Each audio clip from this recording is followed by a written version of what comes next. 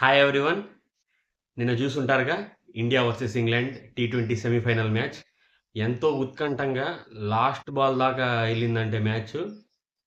Hats off అండి Indian cricket టీంకి. చాలా బాగా ఆడారు. బ్యాటింగ్ డిపార్ట్మెంట్లో 100కి 100% మార్క్స్ ఇచ్చేయచ్చు. ఎందుకంటే ఎటువంటి డౌట్ లేకుండా చివరి వరకు ప్రతి ఒక్కళ్ళు మన right from the Sanju Samson start చేస్తే ఒక్క అభిషేక్ కథనే అండి ఆడట్లేదు. మిగతా వాళ్ళంతా దుమ్ము రేగ కొడుతున్నారు. చివరి మన దూబే గాని, తిలక్ వర్మ గాని ఎవరొస్తున్నారు గాని అక్కడి దాకా అదరగొట్టేస్తున్నారు. 253 కొట్టారంటే సామాన్య విషయం అనుకుంటున్నారా? వరల్డ్ కప్ నాకౌట్‌లో 250 ప్లస్ కొట్టిందైతే ఇండియానేనండి. అది కూడా వాంఖేడేలో అంటే మామూలు విషయం కాదు. ఇంకో ఇంట్రెస్టింగ్ విషయం చెప్పేదా?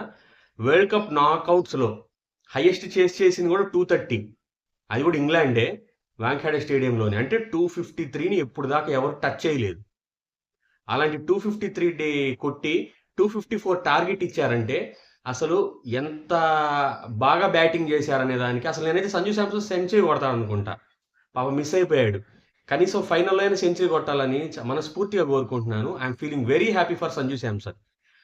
అలాగే ఈ చేసింగ్ దిగినప్పుడు మీకు ఇంట్రెస్టింగ్ విషయం కూడా చెప్తాను. T20 మ్యాచ్‌లు ఇండియన్ సబ్ కాంటినెంట్‌లో ఈ మధ్య చేసింగ్‌కి దిగాయా, అదే సెకండ్ బ్యాటింగ్ దిగాయంటే గెలిచేస్తున్నాయి. Irrespective of the big teams అండి. అది ఎలాంటి టీమ్స్ అయినా ఎవరి మీద అయినా టాస్ గెలిచిన ఇంగ్లాండ్ వాళ్ళు కూడా అంతే ఎగ్జైటింగ్ గా ఫీల్డింగ్ తీసుకున్నారు. సెకండ్ బ్యాటింగ్ చేసి గెలిచేద్దామని. కొంచెం భయం వేసింది. ఇదేంద్రా ఇలా జరిగింది, టాసే ఓడిపోయాము, వాళ్ళేమో ఫీల్డింగ్ తీసుకున్నారని. కానీ ఎక్కడ స్పిరిట్ అనేది తగ్గినీయకుండా ఆ థమ్స్అప్ అంత టోటల్ చూశారు అసలు.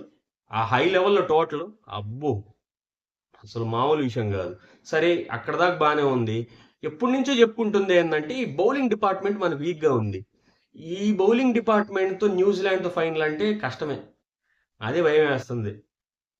ఎందుకు ఇంత ఇదిగా అంటే కేవలం బుమ్రా, ఎందుకు బుమ్రాని international bowler, once in generation bowler అని మన సంజు శాంసన్ కూడా అంటున్నానంటే నిన్న మ్యాచ్ చూస్తే కనీసం తెలిసిద్ది.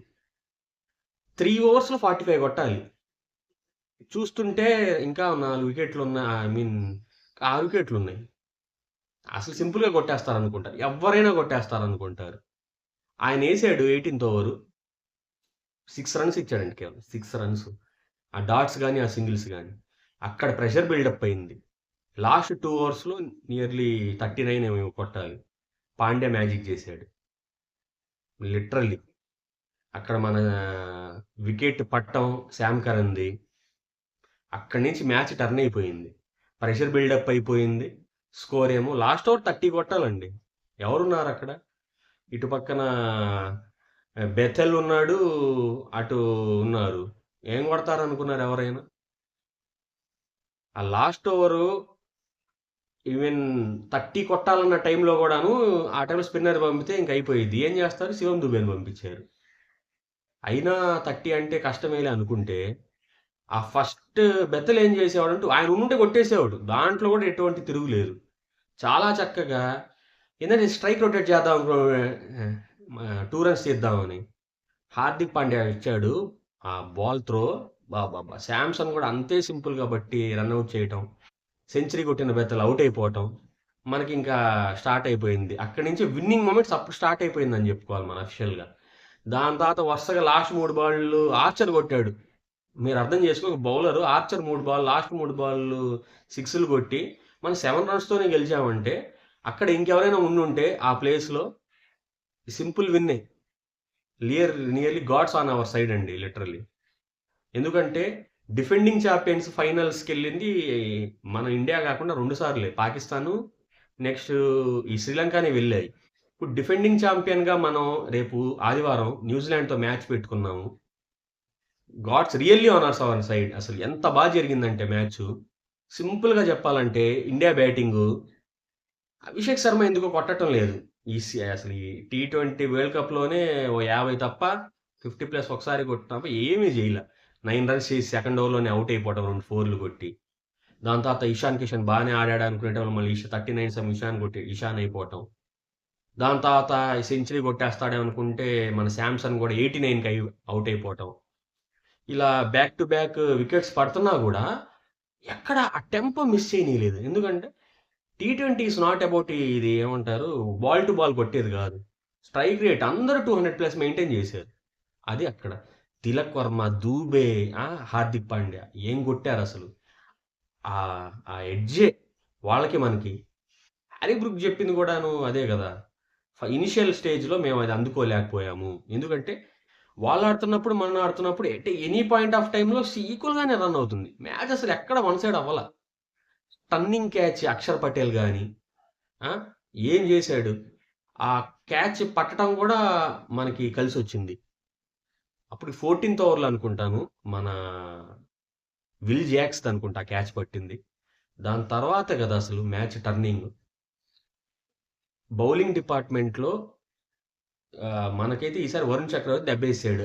ఒక వికెట్ తీసి 65 రన్లు ఏమి ఇచ్చాడు. వాళ్ళకేమో జఫ్రా ఆర్చర్ ఇచ్చాడండి 60+ రన్స్. ఇద్దరు సైడ్ ఇలాగంటే ఎంత ప్యారలల్గా నడిచిందంటే గేమ్ చాలా ఇంట్రెస్టింగ్గా నడిచింది. చూడాలి అసలు. అంటే ఈ మధ్య నేను పెద్దగా చూడట్లేదు మ్యాచ్లు, కానీ నిన్న సెమీఫైనల్ లిటరలీ వాచబుల్ మ్యాచ్. మీరు చూసుంటే ఆ కిక్ ఉండేది. ఎందుకంటే ఇంకో భయం కూడా ఏంటంటే రేపు ఫైనల్ తీసుకెళ్లి అహ్మదాబాద్లో పెట్టారు. మనమేమో ఆ ఐసీసీ నాకౌట్స్ ఆ స్టేడియంలో ఆడిన ఏ మ్యాచ్ గెలవలేదు.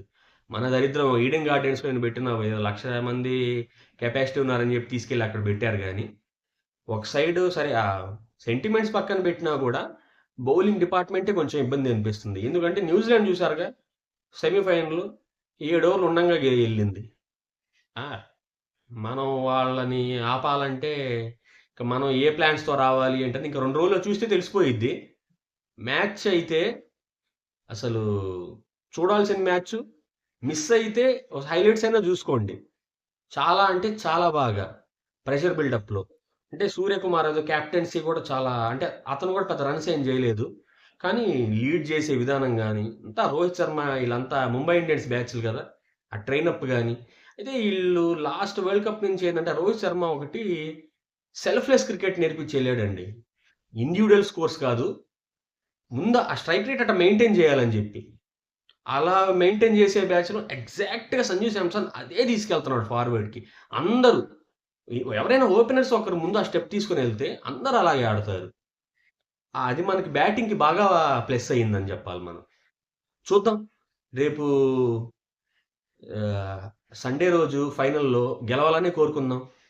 All the best to team India.